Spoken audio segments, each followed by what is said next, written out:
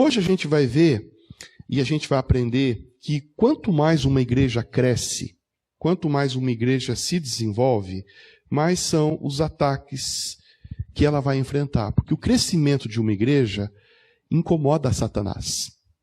Tá? O crescimento de uma igreja incomoda Satanás. Quando você toma uma decisão de seguir a Cristo e se comprometer com uma igreja, eu acredito que acende um alerta vermelho lá no inferno, ou alerta amarelo, não sei.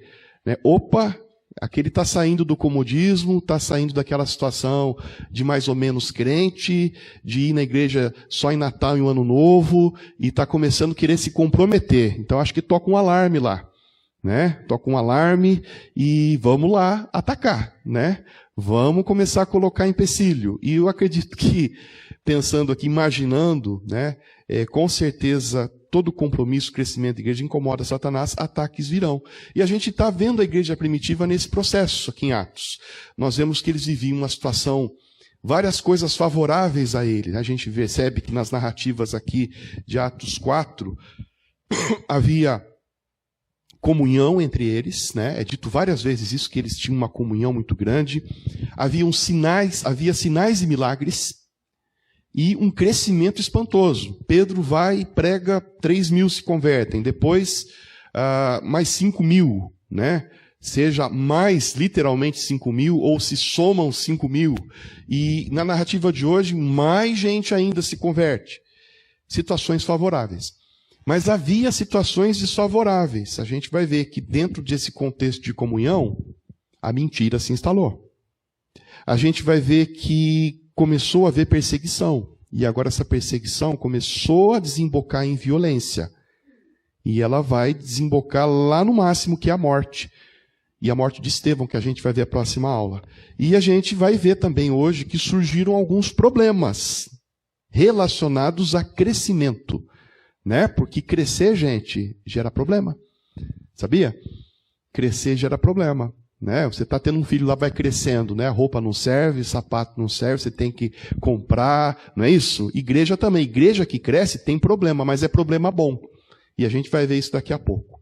Então, nessa aula, é bem panorâmica essa aula, a gente vai ver um sumário aqui do que a gente vai falar hoje, assim, bem panoramicamente. Nós vamos falar do capítulo 4, e 5 e 6 nessa aula. E aqui está um sumário do que tem nesses capítulos para a gente estudar hoje. De Atos 4, 32 a 37, a gente tem a vida dos seguidores de Jesus. É um resumo sobre a comunidade e de como eles viviam. Atos 5, de 1 a 11, é a narrativa do pecado de Ananias e Safira. Atos 5, de 12 a 16, o grupo cristão continua a crescer. Atos 5, 17 a 42, os apóstolos são perseguidos. E Atos 6, de 1 a 7, a escolha dos diáconos. Né? E já foi um problema, começou a surgir na igreja, eles tiveram que escolher um outro grupo. Então, esse é o panorama do que a gente vai ver hoje nesta aula. Então, há muitas lições práticas para a gente aqui hoje, sobre igreja. Tá? E é uma boa oportunidade da gente que está começando, refletir.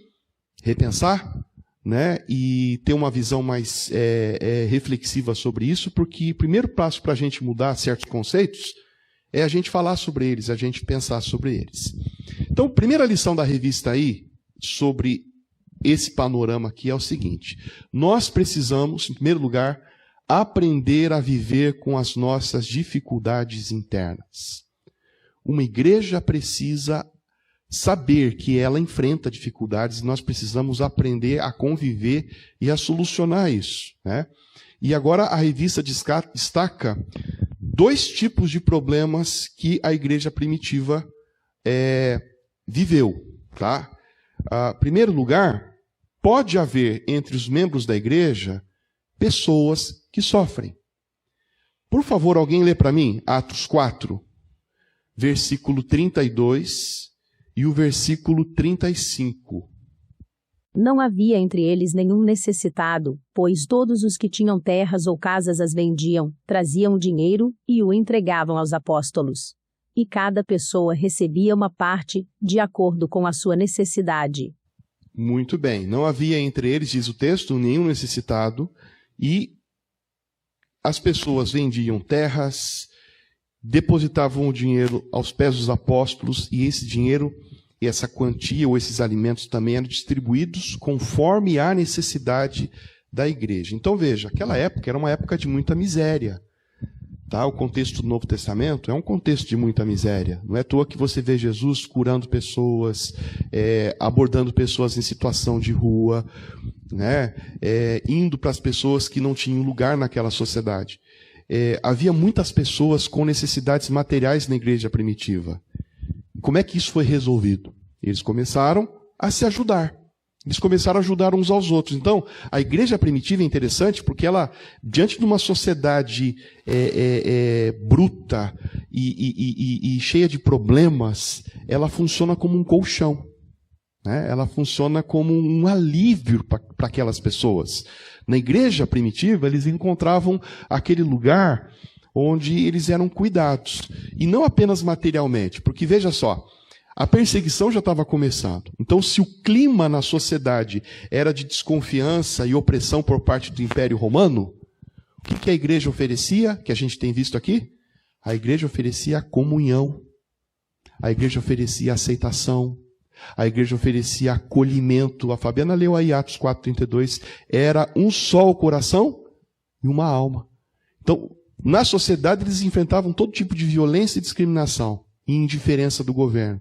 Dentro da igreja, comunhão, alívio, aceitação, amor. Está vendo a igreja funcionando como esse colchão, como esse alívio?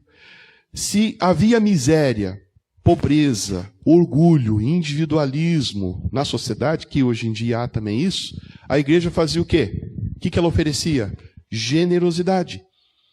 Os irmãos que tinham mais condições ajudavam os irmãos que não tinham condições. E note que, como o texto que a Fabiana leu aí, não era doar um anel, um brinco, né?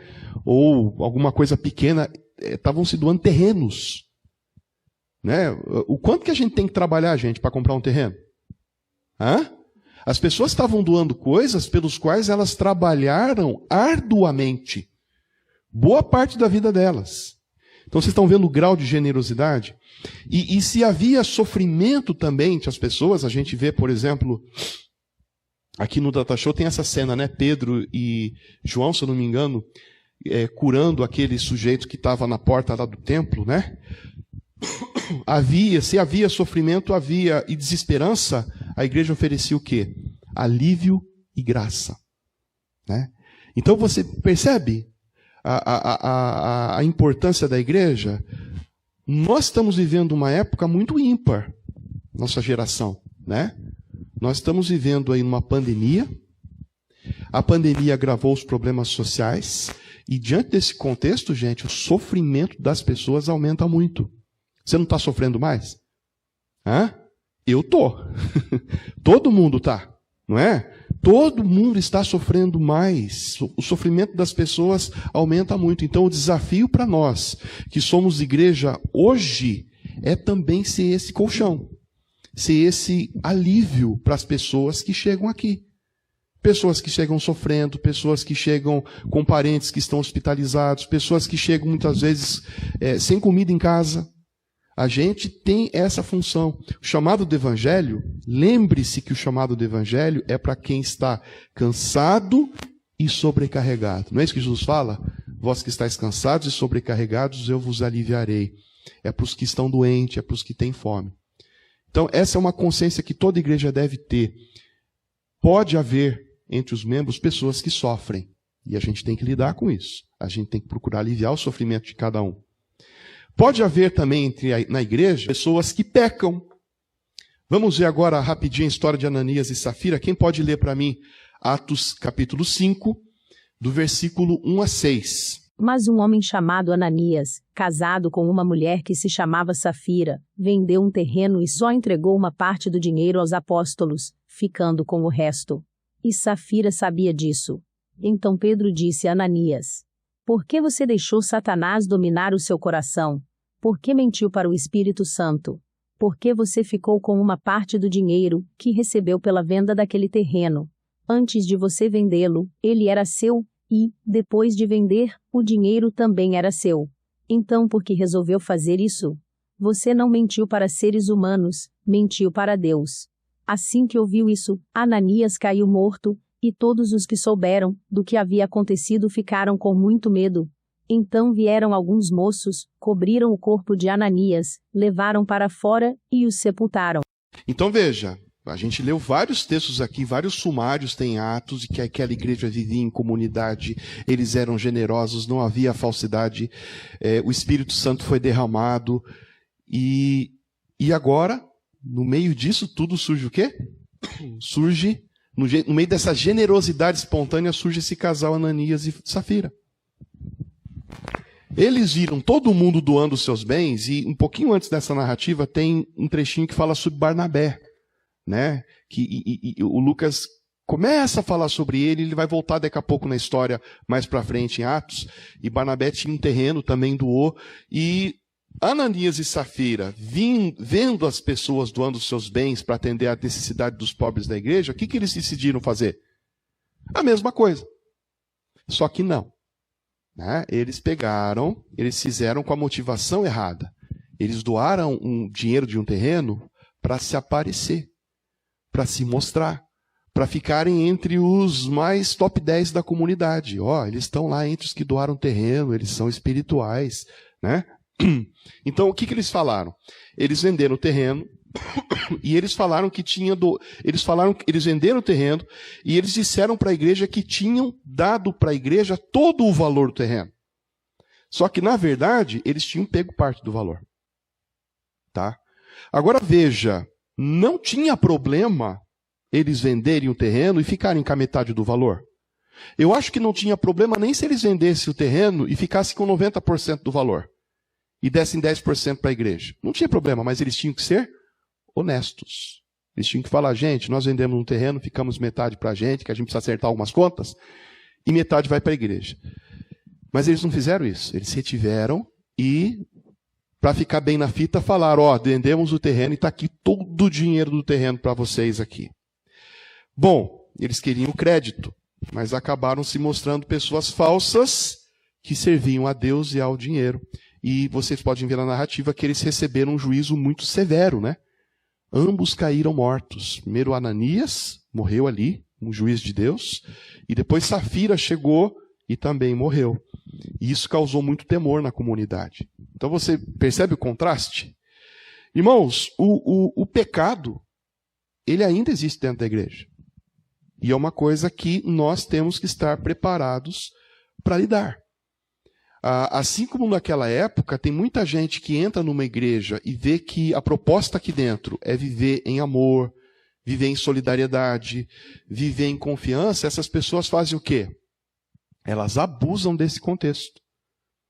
Elas olham para esse contexto da igreja e elas querem aproveitar desse contexto. Por isso que eu já vi, e você já deve ter visto, e é o que mais tem notícia hoje, de pastor que abusa da confiança da comunidade. Né? E faz as coisas mais absurdas, porque eles têm a confiança das pessoas. Então eles abusam. Eu já vi pessoas que abusam da confiança da comunidade também. Já vi várias vezes gente que às vezes tem algum cargo e tem confiança, ou fecha a igreja, mas no final vai lá no gasofilácio e pega a sua parte. Pega lá. Eu conheci um que, numa escola dominical, ele veio, ele criticou a igreja, porque a igreja não está crescendo, porque está tudo ruim e tal. Depois até fui conversar com ele, né, numa igreja que eu pastoreei, e falei, olha, não é assim, né? Você tem alguma crítica, venha falar comigo. Depois de um tempo, fiquei sabendo que esse que criticava tanto a comunidade foi lá pegar, né, no gasofilácio, no final do culto. Né? Então tem pessoas que abusam da confiança da comunidade. Eu já vi pessoas fazerem uso político dos cargos e usam a religião para mascarar a maldade. Algumas pessoas, na sociedade, elas nunca alcançariam a posição de liderança que elas alcançam dentro da igreja. E isso as faz orgulhosas. Então, gente, sempre vai haver joio no meio do trigo. Mas preste atenção, porque às vezes o trigo, que é trigo mesmo, tem as suas quedas e se comporta como joio. Tá? Então a gente tem que ter cuidado com aquela visão romantizada de que as pessoas nunca vão errar. E as pessoas são seres humanos, são sujeitos a contradições. Tá? Mas há também pessoas perversas, mal intencionadas, e é para isso que existe a igreja, então, os presbíteros e o pastor. né? Porque a igreja precisa ser pastoreada, e o pastoreado da igreja envolve também a proteção da mesma. Então a gente tem que cuidar para que a nossa vida, todos nós temos nossos problemas, mas que a nossa vida não seja motivo de escândalo, nem motivo de contradição dentro da igreja, nem motivo de tropeço. Então, quando você for fazer algo dentro da igreja, é sempre bom você perguntar: qual que é a minha motivação? Eu estou fazendo para que isso? Eu faria isso se ninguém estivesse olhando? Se não tivesse nenhum holofote sobre mim? Então sempre se pergunte assim, e você vai poder ter um filtro aí para você avaliar o porquê que você está fazendo. Porque diante de Deus não vale, né? Se você faz uma coisa para se aparecer como Ananias e Safira, mas lá no seu coração tem a motivação errada. Nós precisamos também na igreja aprender a viver com os constantes ataques do inimigo. Essa parte também é complicada, né? Vamos ler o que diz Atos 5, 17 a 21? Então o grande sacerdote e todos os seus companheiros, que eram do partido dos saduceus, ficaram com inveja dos apóstolos, e resolveram fazer alguma coisa. Prenderam os apóstolos, e os puseram na cadeia. Mas naquela noite um anjo do Senhor abriu os portões da cadeia, levou os apóstolos para fora, e disse: Vão para o templo, e anunciem ao povo tudo, a respeito desta nova vida. Os apóstolos obedeceram, e no dia seguinte, bem cedo, entraram no pátio do templo e começaram a ensinar. Então o grande sacerdote e os seus companheiros chamaram os líderes do povo para uma reunião do conselho superior. Depois mandaram que alguns guardas do templo fossem buscar os apóstolos na cadeia. O que acontece, né? Os apóstolos são... Você lembra que os apóstolos já foram presos, né? Na aula passada, né? Eles já foram presos, tiveram que dormir na cadeia, mas foram soltos. E agora, de novo, né? De novo presos, e os cristãos estavam crescendo, perturbavam os líderes judeus, o conselho superior ficou com inveja dos apóstolos, prendeu para que eles não pudessem pregar de Jesus. Mas à noite, como Pedro leu, eles foram soltos por um anjo. E o que Deus falou para eles? Vão para casa, tome um chazinho, relaxa. Foi isso? Não, né? Volta lá pregar. E eles vão para o templo de novo pregar. E aqueles homens ficam malucos, né? Prendem de novo, chamam os apóstolos de novo e falam: viu, a gente não falou para vocês que não é para vocês pregarem mais. Está difícil entender. Agora, olha a resposta dos apóstolos para eles. Eles falaram assim, lá no versículo 21, né? Se não me engano. Daqui a pouco, deixa eu ver aqui qual que é o versículo. É o 5:42, né? Eles falaram assim: importa obedecer a Deus e não a homens. Olha o que eles falaram para aqueles saduceus: importa obedecer a Deus, não a vocês. E aqueles apóstolos, pela narrativa aí, eles iriam ser mortos ali mesmo, mas teve um membro do conselho chamado Gamaliel, que intercedeu pelos apóstolos e falou: gente, deixa eles pregar, porque já teve vários aqui pregando, e isso tudo se desfaz, né? Se for de Deus, vai para frente, deixa eles. Então eles foram soltos, mas não foram soltos sem serem chicoteados. Tá? Eles foram chicoteados, advertidos e soltos. Quais lições a gente aprende aqui? Olha na revista ali, página 29, o que diz aí. Na página 29.2, diz lá, em primeiro lugar: sabemos que cedo ou tarde, de uma ou outra maneira, o inimigo vai agir de modo a desencadear sofrimento na vida daqueles que se tornam testemunhas fiéis a Jesus. E diz ali: isso pode vir como violência, mentira, maquinação de todo tipo, ameaça e qualquer recurso disponível do diabo. Olha o que diz o ponto 2. Sabemos que todas essas situações são oportunidades para revelar o caráter real dos crentes, se de fato eles amam o Senhor. E o ponto 3. Sabemos que sofrer como cristão significa um privilégio grandioso de ser um cristão. Então, o que a gente não pode esquecer? Eu estava falando no início aqui. Uma igreja cresce, ela incomoda o inferno, ela incomoda Satanás. A gente nunca pode esquecer, gente, da realidade da batalha espiritual. Você já percebeu que quando você quer se comprometer com Deus, você quer tomar uma decisão na sua vida, você quer orar mais, vem problema? Ou sou só eu que percebi isso? Você já percebeu? O nosso novo presbítero, né, o Fábio, ele deve estar trabalhando agora de manhã, ele trabalha de manhã, ele falou que no dia que ele foi eleito presbítero, ele falou para mim, pastor, foi um dos dias mais difíceis para mim desse ano. Porque deu um problema numa serra, numa linha de energia, e não conseguia resolver. E eu falei, eu perdi a assembleia, não pude estar na assembleia, e eu já estava vendo que eu não ia nem chegar à noite em casa. E ele falou, ele não me deu detalhes, mas falou assim, foi o dia mais complicado do ano para mim. E eu até comentei com ele, falei, mas é isso aí, Fábio.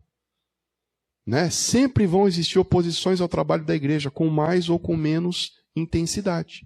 Você já não experimentou isso na sua vida? Né? Você quer fazer profissão de fé, né? Você quer falar, não, agora eu vou me comprometer com Deus. Já começa a vir problema, já começa a vir oposição, já começa a vir dificuldade para desanimar você.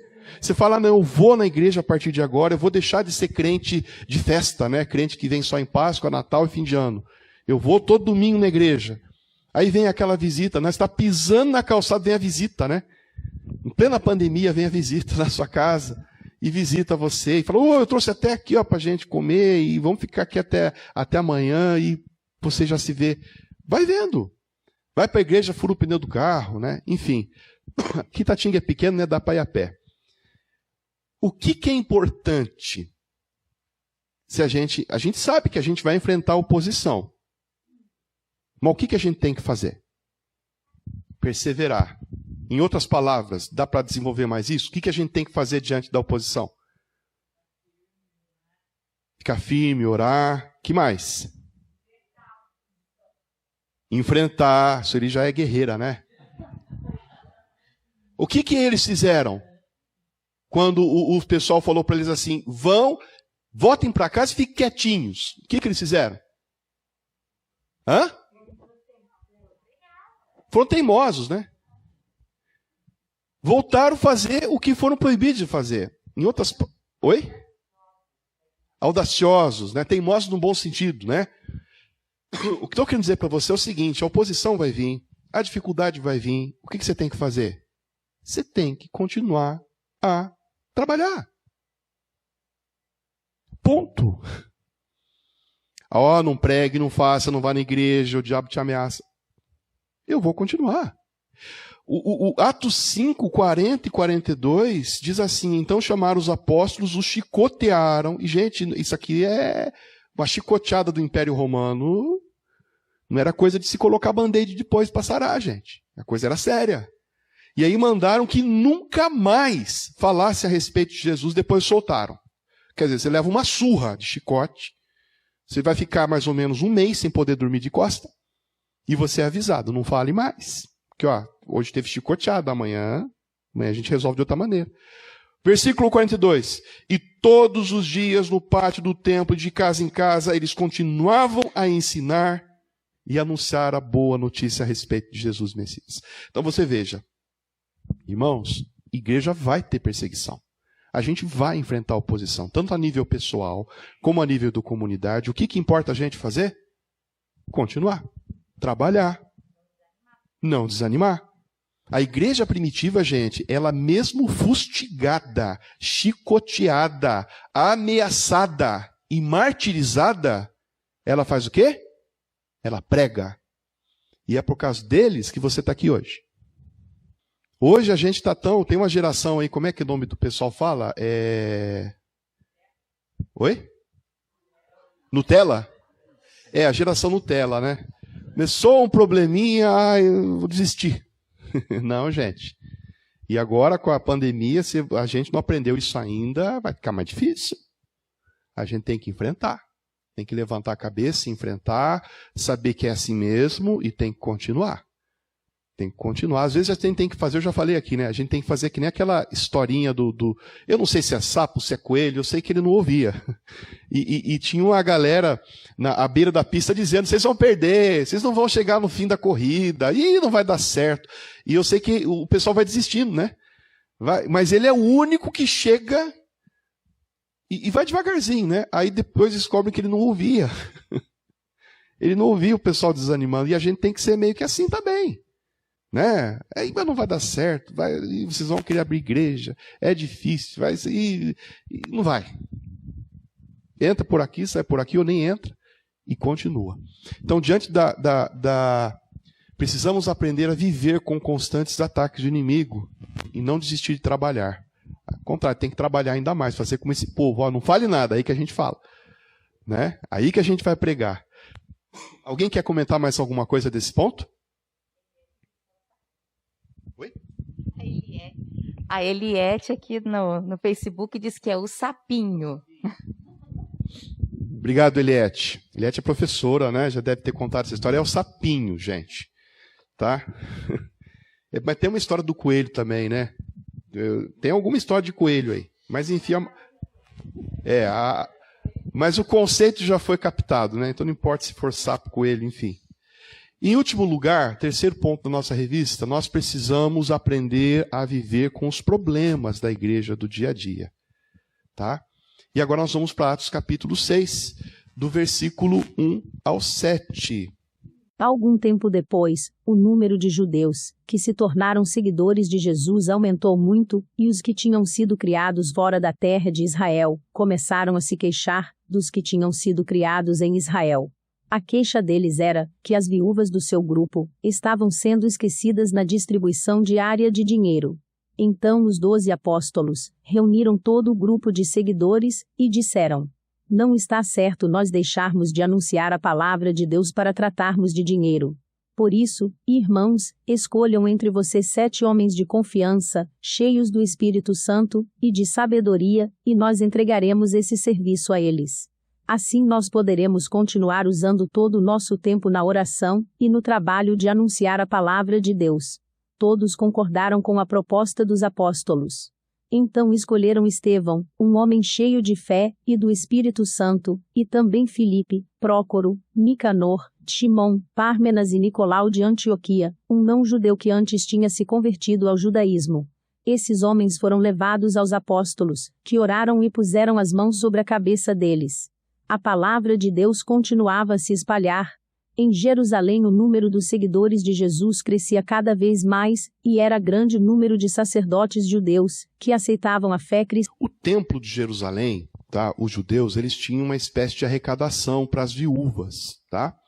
E era tudo muito bem organizado. Ao que parece, a igreja primitiva, ela imita isso dos judeus, né? Isso é uma coisa interessante que nos ensina que a gente tem que copiar, sim, aquilo que é bom, né? Quando a gente vê outra igreja fazendo uma coisa boa, tal, a gente tem que ir lá e aproveitar a ideia.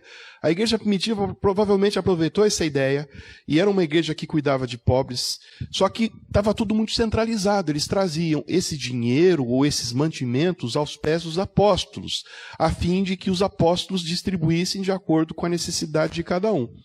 Mas havia viúvas na igreja. Nós tínhamos as viúvas dos helenistas. Helenistas são os judeus de cultura e de fala grega. São judeus assim de puro sangue. Tá? Havia umas diferenças culturais. Lembre-se que nessa época, nesse contexto aqui, era um mundo poliglota, né? Falava-se muitas línguas e muitas culturas, muita mistura. Eram judeus de cultura e fala grega e estavam sendo esquecidas na distribuição diária de alimentos ou de bens. Por que esse erro aconteceu? Provavelmente esse erro não foi por perversidade, por não gostamos delas, né? Não, foi provavelmente por gestão, né? Por falta de gestão, por sobrecarga de trabalho dos apóstolos. Por quê? Porque eles estavam pregando, eles estavam apanhando, sendo perseguidos, e agora eles estavam tendo também que lidar com cesta básica, com dinheiro para distribuir entre a igreja. E aí, diante desse problema, lembra que eu falei problema de crescimento? Esse é um problema de crescimento, né? Surge a necessidade, então, de criar uma equipe paralela para trabalhar com isso. E aí surge, os irmãos que foram eleitos diáconos na semana passada, está aqui, aonde começou a diaconia, Atos capítulo 6. Foi aqui. Surge então os diáconos, né? Um grupo que pudesse cuidar das minúcias dessa arrecadação material. E aí então liberava os apóstolos para quê? Para pregar, para orar, para pastorear o povo. tá? Então aqui tem uma lição importante para a gente. E a gente não pode esquecer nunca dessa lição, especialmente você que é líder de igreja. Crescimento de igreja traz problema, gente. Traz problema. Ok? Eu já ouvi dizer, e vou falar de novo aqui, de um presbítero que chegou para um pastor numa igreja e falou: pastor, para de evangelizar, distribuir Bíblia, essas coisas. Nossa igreja está tão tranquilinha aqui, né? A gente já tem os crentes aqui que a gente conhece, as famílias são todas equilibradas, saudáveis, a gente já vai começar a trazer gente problemática aqui para dentro, e no fim a igreja vai ter um monte de problema. Eu já ouvi isso, gente, eu não estou aqui inventando, né? Crescer traz problemas, mas eu encaro da seguinte forma: crescer traz bons problemas. Bons problemas. Eu me lembro que a gente se mudou para cá, né? A gente estava num salãozinho que era o quê? 1/5 disso aqui? Eu estava apertado, né? Que nem aquele pé que não entra mais no sapato. A gente se mudou para cá. E aí eu já ficamos aliviados, né, Mickey? Tá bom, upa, tá bonito, né? Legal, tem espaço. Acho que foi umas 2 semanas depois, vieram atrás de mim, né? Acho que a Adriana e a Eliana, que estavam com os adolescentes, falaram: pastor, não tem sala para os adolescentes. Porque estavam ali na cozinha. As crianças também não têm sala. Quer dizer, a gente tinha resolvido o problema, né? Já surgiu outro. E nós tivemos que, vamos então fazer as salas, né? E aí a gente fez as salas, veio a pandemia, enfim, mas estão aqui, estão sendo usadas. Antes a gente usava a casa lá do presbítero Manuel, né? Crescimento, gente, traz problema, mas traz bom problema. É problema bom. É gostoso lidar com problema de crescimento, porque envolve estruturação, envolve envolvimento de mais gente. Eu vou dizer uma coisa com um pastor duro, sabe o que é? É lidar com um problema que não leva a nada. Sabe? Problema improdutivo, problema de pecado, problema de rixinha entre membro de igreja com outro membro, de disputa. Aí o pastor vira bombeiro, né? Ele pega o extintor e fica apagando foguinho aqui, e a igreja não anda, tá? Vamos ver aí na página 30. É que eu tenho a revista do professor, eu não sei se a revista do aluno está na página 30, isso aí. Mas tem algumas lições da igreja primitiva nesse ponto. Eu vou pedir ao presbítero Manuel para ler para mim esses pontos, e após a leitura dele eu vou comentando cada um deles. Pode ler, por favor, Manuel. 1. Sendo sensíveis às necessidades emergentes. Atos 6:1. Não resolvia negar os problemas que estavam ali, mas era preciso ter a dignidade e a sensibilidade dos fortes, para admitir que havia problemas para os quais não estavam preparados, e procurar uma solução. Então, é o que a Sueli falou ali, eu gostei do que a Sueli falou. Nós temos que enfrentar. E problema é assim, gente, tanto na nossa vida, falando agora de um ponto de vista psicológico, como na igreja, problema é assim. Você resolve o problema quando? Quando você admite que tem um. Né? Enquanto você fica enrolando a si mesmo, você vai levando. Mas no momento que você admite que você tem um problema, você começa a gastar energia na solução do problema. Você começa a se tornar mais produtivo em achar uma solução. Por isso que a igreja tem que ser também assim. A gente tem que ter a capacidade como igreja de falar: bom, tem um problema aqui. E aí a gente se torna mais produtivo em resolver. A igreja primitiva tinha essa sensibilidade porque estava precisando ser resolvido, necessidades emergentes. Pode ler o ponto 2. Envolvendo e valorizando a igreja no processo decisório. Atos 6, de 2-5. Certamente somos tentados a resolver os problemas à nossa maneira sem ouvir as pessoas, mas esses irmãos entendiam que o Deus deles era também o Deus dos demais irmãos, e que na multidão de conselheiros há segurança. Provérbios 11:14. A gente elegeu presbíteros na semana passada porque a igreja presbiteriana ela funciona de maneira representativa. Alguns representam todos. Por quê? Porque se a gente resolver pintar essa parede de verde, a gente não precisa fazer uma assembleia para isso. Até porque cada um vai querer de uma cor. A Neuzinha pode querer rosa, a Luísa pode querer azul, alguém pode querer metade rosa, metade azul. Então tem problemas que a gente elege pessoas para resolver. Agora tem problemas que são mais sérios, né, que já tem que ser resolvidos até a nível de assembleia. Então, desafios e problemas que envolvem a comunidade são também responsabilidade da comunidade.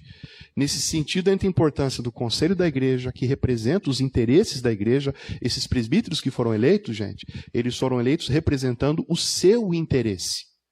Eles têm que representar vocês no conselho, a igreja no conselho, para tomar, e a assembleia da igreja também, para tomar certas decisões, né? O pastor não pode tomar sozinho certas decisões. Por exemplo, vamos comprar um terreno amanhã. Isso é uma coisa que a assembleia da igreja tem que decidir, certas coisas, tá? É a participação da comunidade. E a igreja primitiva fazia isso.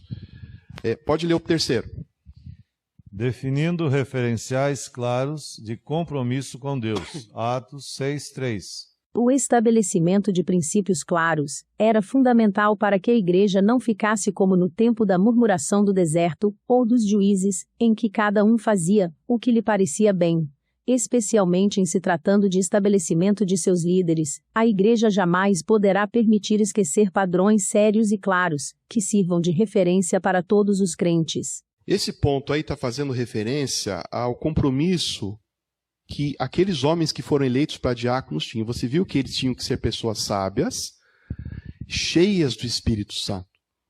Então, veja, aquela igreja não escolheu qualquer um, né? Ah, esse aqui chegou ontem à noite aqui no culto, é visitante, ó, vem aqui. Não, teve um critério.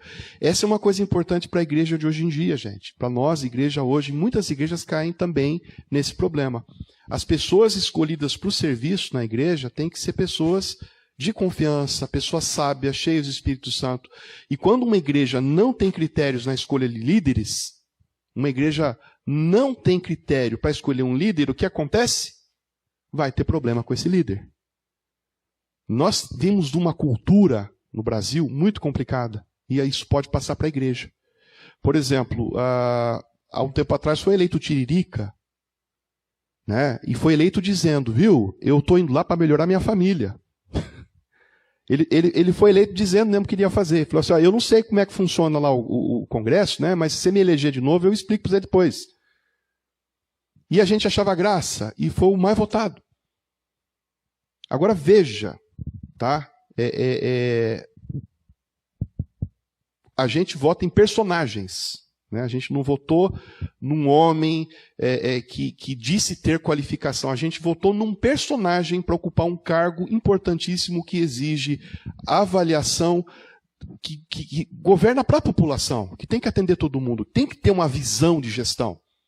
Então nós temos isso na política no Brasil, e nós não podemos trazer isso para dentro da igreja. A gente tem que avaliar quem é eleito, quem está em cargo dentro da igreja, a assembleia vai eleger, tem que ter critério, tem que ser pessoas preparadas, senão, gente, tem problema. Tu pode ler o próximo, Manuel? Estabelecendo prioridades pessoais. Atos 6:4. Há muito a ser feito, e facilmente podemos imaginar que podemos fazer tudo o que é posto diante de nós. O fato, entretanto, é que precisamos estabelecer com clareza nossas prioridades. Bendito seja o Senhor que os líderes da igreja entenderam que sua prioridade era a oração e o ministério da palavra. Essa foi uma sábia decisão a ser imitada por todos nós. Aqui está dizendo dos apóstolos reconhecerem que não estavam dando conta da distribuição e elegeram os diáconos. Então, todo o trabalho da igreja, gente, precisa ser dividido, né? Precisa ser compartilhado. Eu, nesses 5 anos de congregação, eu peguei várias funções que não são de pastor necessariamente, mas porque era congregação. Uma delas foi ficar com a parte burocrática da igreja, fazer ata e tudo mais.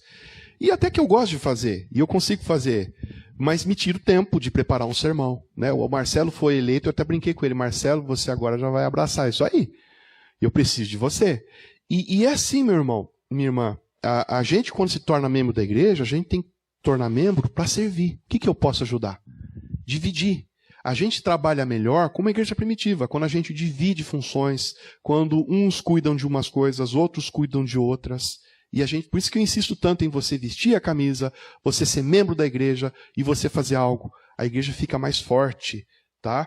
Porque quando alguém acumula funções, essa pessoa não vai fazer direito isso. Ela pode ser competente, mas ela não vai fazer direito e ela não vai dar oportunidade para quem está chegando, tá? E tem um último ponto aí, por favor, Manuel. Mantendo ambiente de oração e autoridade espiritual.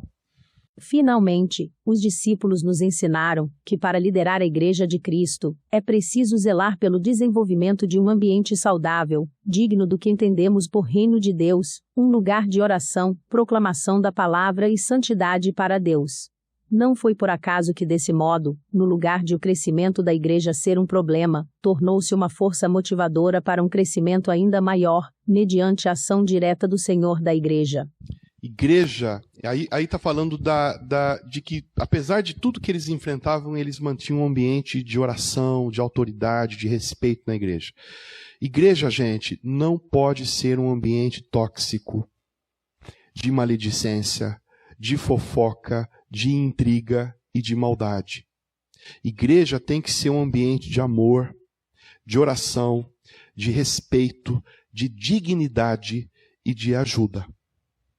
E vou dizer uma coisa, nós somos responsáveis pelo ambiente que nós criamos na igreja. Não é só o pastor, não é só a liderança, é cada um de nós é responsável para construir esse ambiente dentro da igreja. E isso faz uma igreja ser acolhedora, né? Esse ambiente. E às vezes a gente está no meio aqui, a gente não percebe, porque a gente está no meio. Mas quando chega alguém de fora e tem contato com esse ambiente é bom, essa pessoa ela tem uma impressão e ela fica. Muitas vezes pelo ambiente, nossa, eu fui acolhido. Tá? Então é muito importante isso. Então, para concluir, né, o que a gente aprendeu hoje? Dá para a gente resumir da seguinte forma a aula de hoje. Diante da oposição, o que a gente tem que fazer? Não se intimidar. Continuar a pregar o evangelho. Diante do pecado, vai existir dentro da igreja. Nós temos que exercer misericórdia, disciplina e restauração.